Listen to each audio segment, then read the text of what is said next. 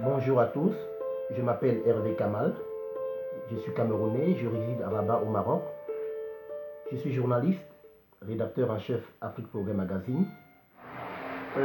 Comment je vivais mes journées avant le Covid-19 subitement, personne n'était, bon, comme chez tout le monde, personne n'était prévenu.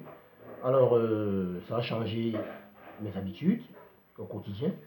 Déjà, côté professionnel, je ne me suis plus retrouvé en train de travailler, mes collaborateurs et moi avons décidé de faire une trêve de quelques semaines de temps pour nous d'appliquer aussi les mesures annoncées par le gouvernement et l'OMS.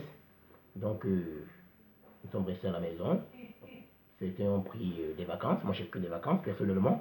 Donc, à longueur de journée, je me réveille le matin, par exemple. Je prends mon petit déjeuner, je passe quelques coups de fil, j'appelle quelques collaborateurs pour qu'on essaye un peu de faire un peu le point, étant à la maison, mais c'est pas du télétravail, mais on essaie quand même de faire quelque chose de ce genre. Et par la suite, je passe des coups de fil, j'appelle ma famille, j'appelle des amis, on essaye un peu de discuter.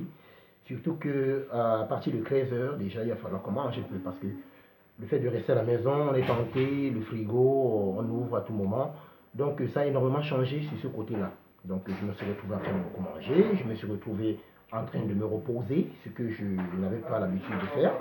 Donc je me suis reposé un bon bout, ce qui m'a fait énormément du bien. Énormément du bien, mais déjà, au niveau professionnel, on a pris un coup. Parce que le fait de rester confiné, de rester à la maison, c'est pas chose facile. C'est vraiment pas chose facile de savoir qu'on ne peut pas sortir. Donc, pour nous qui avions eu toujours l'habitude de nous déplacer, donc ça a été une surprise. Ça a été vraiment un coup. Et autre chose, déjà, lorsque vous êtes dans les pays comme le Maroc ou les pays qui font frontière avec l'Europe, je peux dire ainsi, les pays là où il y a le foyer, l'épicentre même du Covid-19, ça fait un peu peur parfois.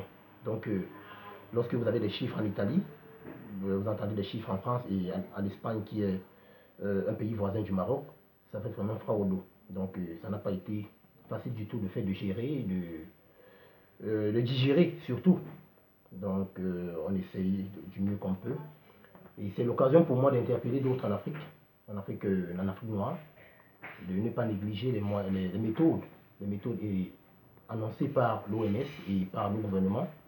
Ce qui est chose, c'est pas facile, je sais, mais il faut s'adapter. Il faut s'adapter parce que on espère quand même que d'ici là, le travail va reprendre. On espère que d'ici là, les activités vont reprendre comme d'habitude. On va avoir à conserver notre comportement.